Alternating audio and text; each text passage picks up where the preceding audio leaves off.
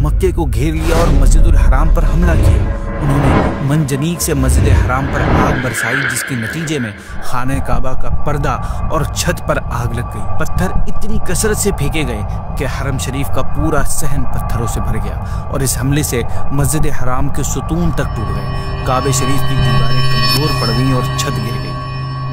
नाजरीन, आज हम एक ऐसे हिस्टोरिक एनिमी, तारीखी दुश्मन के बारे में सुनेंगे जिसने मुसलमानों के दिलों को ऐसी तकलीफ, ऐसा पेन दिया है कि पूरी इंसानी तारीख जिसकी मिसाल नहीं ढूंढ पाती।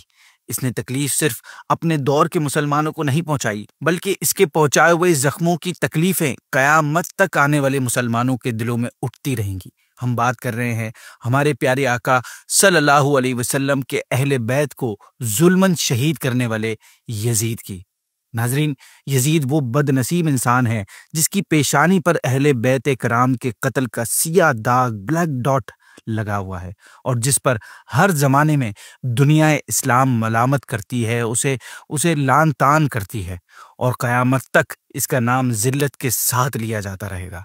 यजीद सन 25 हिजरी में दिमिश्क में पैदा हुआ। ये निहायत मोटा, बहुत ज़्यादा बालों वाला, बद अखलाक, फासिक, फाजिर, शराबी, बदकार, जालिम और बेअदब गुस्ताख था।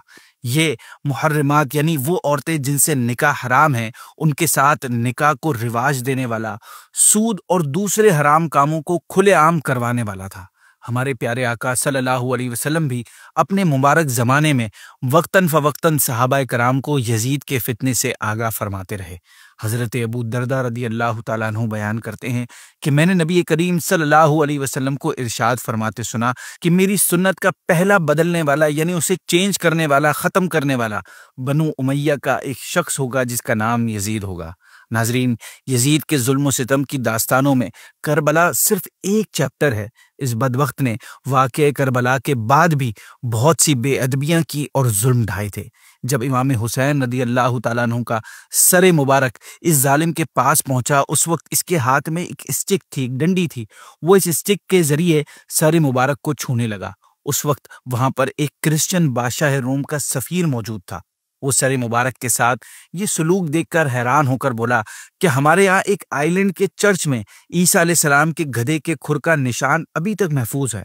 हम हर साल दूर दूर से इसकी तरफ हज की तरह जाते हैं और मन्नतें मानते हैं और इसकी ऐसी रिस्पेक्ट करते हैं जैसे तुम अपने काबे की। तुमने तो अपने नबी के बेटे के साथ ये सलूक किया है। मैं गवाही देता हूँ कि तुम लोग बातिल पर हो। नाजरीन, इमाम अली मकाम इमाम हुसैन रदी अल्लाह ताला अन्हु की ज़ात मुबारका यजीद की आज़ादियों के लिए बहुत बड़ी रुकावट थी। इसी वजह से आप रदी अल्लाह ताला अन्हु की शहादत के बाद ये बिल्कुल बेलगाम हो गया था, अंधा हो गया था और हर किस्म की बुराइयों का बाजार गर्म हो गया था। जिना, होमोसेक्सुअलिटी, हरामकारी, भाई बहन का निकाह, सूद, शराब वगैरह ओपनली राइज हो गए थे। यहाँ तक कि लोगों में नमाज की पाबंदी तक उठ गई थी। वाक़िया करबला के बाद इस बदबख्त ने मुस्लिम बिन उकबा की लीडरशिप में 20,000 का लश्कर मक्के और मदीने पर अटैक करने के लिए भेजा। यजीद ने मुस्लिम को हुक्म दिया कि मदीने के लोगों को 3 दिन तक मोहलत देना, मान जाएं तो वेल एंड गुड, वरना इनसे जंग करना। जब तुम इन्हें शिकस्त दे दो तो 3 दिन तक मदीने में लूट मारी मचाना, वहां का माल, रुपया, हथियार और गल्ला ये सब तुम्हारी आर्मी का है। ये इंस्ट्रक्शंस लेने के बाद मुस्लिम बिन उकबा 20,000 की आर्मी के साथ मदीने की तरफ रवाना हुआ।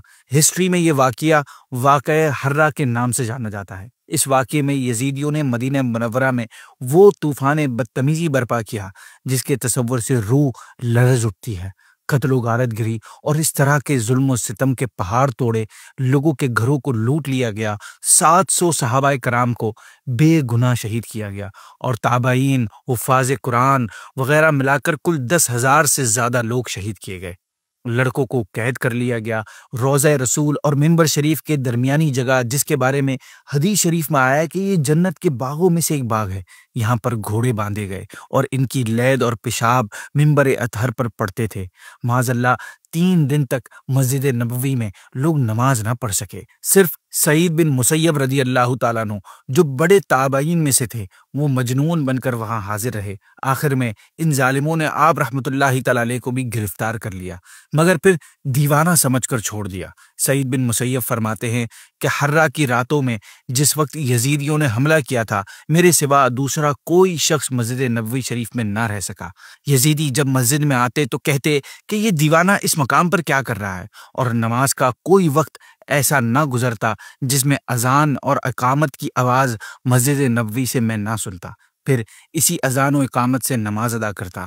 ناظرین، یزیدیوں کی لوٹ ماری، گرم بازاری اور گنڈا گردی کا اندازہ اس سے لگایا جا سکتا ہے کہ حضرت ابو سعید خدری رضی اللہ تعالیٰ عنہ جو رسول اللہ صلی اللہ علیہ وسلم کے صحابی ہیں، جب یزیدی فوج ان کے مکان میں گھسی اور کچھ نہ پایا تو انہوں نے آپ کی داڑھی کے سارے بال اکھاڑ دیے۔ اسی طرح اس خبیث لشکر نے ایک نوجوان کو پکڑ لیا، اس کی ماں فریاد کرتی آئی تو اس کی آنکھوں کے سامنے اس کے بیٹے کو بے دردی سے شہید کر کے اس کا سر اس کی ماں کے گود میں دے دیا اور کہا کہ تو اپنا زندہ رہنے کو غنیمت نہیں سمجھتی کہ اپنے بیٹے کو لینے چلی آئی۔ جب مسلم بن عقبہ نے اہل مدینہ کو زبردستی یزید پلید کی بیعت اور اطاعت پر مجبور کیا تو ایک شخص جو قبیلہ قریش سے تھا اس نے بیعت کے وقت یہ کہا کہ میں طریقہ طاعت پر بیعت کرتا ہوں، معصیت پر نہیں، یعنی اچھے کاموں میں یزید کی بات مانوں گا، گناہ کے کاموں میں نہیں مانوں گا۔ تو مسلم نے اس کا بھی قتل کا حکم دے دیا۔ یزید کے حکم پر جب اس ظالم نے مدینہ منورہ میں قتل و غارت گری کے بعد مکہ مکرمہ کی طرف جانے کا ارادہ کیا تاکہ وہاں عبداللہ بن زبیر اور ان تمام لوگوں کا خاتمہ کر دے جو یزید کے خلاف ہیں، تو ناظرین اتفاقاً راستے میں اس پر فالج کا حملہ ہوا اور یہ بدبخت اسی فالج کی وجہ سے فوراً مر گیا۔ پھر اس کی جگہ یزید کے حکم کے مطابق ایک دوسرا ظالم حسین بن نمیر یزیدی لشکر کا لیڈر بنا۔ حسین بن نمیر کے لشکر نے مکے کو گھیر لیا اور مسجد الحرام پر حملہ کیا۔ انہوں نے منجنیق سے مسجد حرام پر آگ برسائی جس کے نتیجے میں خانہ کعبہ کا پردہ اور چھت پر آگ لگ گئی۔ منجنیق جنگوں میں یوز ہونے والا ایک قسم کا ہتھیار ہوتا ہے، یہ بالکل کرین کی طرح ہوتا ہے اور اس میں چیزوں کو دور دور تک پھینکنے کی ایبلٹی ہوتی ہے۔ آج کے دور میں ٹینک کو آپ اس کی ایک اپڈیٹڈ شکل کہہ سکتے ہیں۔ خیر ناظرین، ان منجنیق سے پتھر اتنی کثرت سے پھینکے گئے کہ حرم شریف کا پورا صحن پتھروں سے بھر گیا اور اس حملے سے مسجد حرام کے ستون تک ٹوٹ گئے، کعبہ شریف کی دیواریں کمزور پڑ گئیں اور چھت گر گئی۔ یزیدی پتھر برسانے کے ساتھ ساتھ آگ کے گولے بھی جلا جلا کر پھینکنے لگے جس سے خانہ کعبہ میں آگ لگ گئی اور اس کا غلاف جل گیا، اور وہ دمبا جو حضرت اسماعیل علیہ السلام کے فدیے میں قربان کیا گیا تھا اور اس کے سینگ تبرک کے طور پر کعبہ شریف میں محفوظ تھے وہ بھی جل گئے۔ اس حملے کی وجہ سے اس واقعے کے بعد اہل مکہ کا گھروں سے نکلنا دشوار ہو گیا تھا۔ آلموسٹ 2 مہینوں تک وہ سخت مصیبت میں مبتلا تھے۔ خیر ناظرین، یزیدی اور اہل مکہ کی جنگ جاری تھی، یزیدی غالب تھے۔ پھر اچانک ایک ایسی نیوز آئی جس سے جنگ کا پاسا پلٹ گیا۔ وہ نیوز تھی یزید کے مرنے کی نیوز۔ جی ہاں، یزید کے مرنے کی نیوز سب سے پہلے یہ خبر حضرت عبداللہ بن زبیر رضی اللہ تعالیٰ عنہ کو ملی۔ نیوز ملتے ہی آپ نے بلند آواز سے یزیدیوں کو پکار کر کہا کہ اے شامی بدبختوں، تمہارا گمراہ سردار یزید تو ہلاک ہو گیا ہے، تو پھر اب تم ہم سے کیوں لڑ رہے ہو؟ شامی پہلے تو سمجھے کہ یہ عبداللہ بن زبیر کی کوئی چال ہے، آپ کی کوئی وار اسٹریٹجی کا پارٹ ہے، لیکن تیسرے دن جب انہیں ثابت بن قیس نامی شخص نے کوفہ سے آ کر یزید کے مرنے کی خبر سنائی تو اب انہیں یقین ہو گیا کہ ان کا بدبخت سردار واقعی مر گیا ہے۔ اب ان کے حوصلے پست ہو گئے اور حضرت عبداللہ بن زبیر کی فوج کے حوصلے بلند ہو گئے، جس کے بعد وہ سب کے سب حسین بن نمیر کے ساتھ بھاگ گئے اور یوں مکے والوں نے کچھ سکون کا سانس لیا۔ ناظرین، اگر یزید کی موت کی بات کی جائے تو یہ بدبخت اپنی موت سے پہلے ایک بہت ہی خطرناک اور اذیت دینے والی بیماری میں مبتلا ہو گیا۔ پیٹ کے درد اور انٹسٹائن کے زخموں کی تکلیف کی وجہ سے یہ ایسے تڑپتا تھا جیسے مچھلی پانی کے بغیر تڑپتی ہے۔ آخری وقت میں جب اسے اپنی موت کا یقین ہو گیا تو اس نے اپنے بڑے بیٹے معاویہ بن یزید کو اپنے پاس بلایا اور سلطنت کے بارے میں انسٹرکشنز دینے لگا کہ اسے یزید کے بعد کیسے سلطنت کے معاملات سنبھالنے ہیں۔ وہ بھی اسٹارٹ ہی ہوا تھا کہ اس کے بیٹے نے نہایت ذلت اور حقارت کے ساتھ اس سلطنت کی آفر کو ٹھکراتے ہوئے یزید سے کہا کہ جس تخت و تاج پر آل رسول کے خون کے دبے ہوں میں اسے ہرگز قبول نہیں کر سکتا۔ خدا اس منحوس سلطنت کے وراثت سے مجھے محروم رکھے جس کی بنیادیں نواسۂ رسول کے خون پر رکھی گئی ہوں۔ یزید اپنے بیٹے کے منہ سے یہ الفاظ سن کر تڑپ گیا اور شدت غم اور درد سے اپنے بستر پر پاؤں پٹکنے لگا۔ موت سے کچھ دن پہلے اس بدبخت کی آنتیں سڑ گئیں اور اس میں کیڑے پڑ گئے۔ تکلیف کی شدت کی وجہ سے وہ خنزیر یعنی سور پک کی طرح چیخا کرتا تھا۔ پانی کا قطرہ حلق سے نیچے اترنے کے بعد اسے سوئی کی طرح چبھنے لگتا تھا۔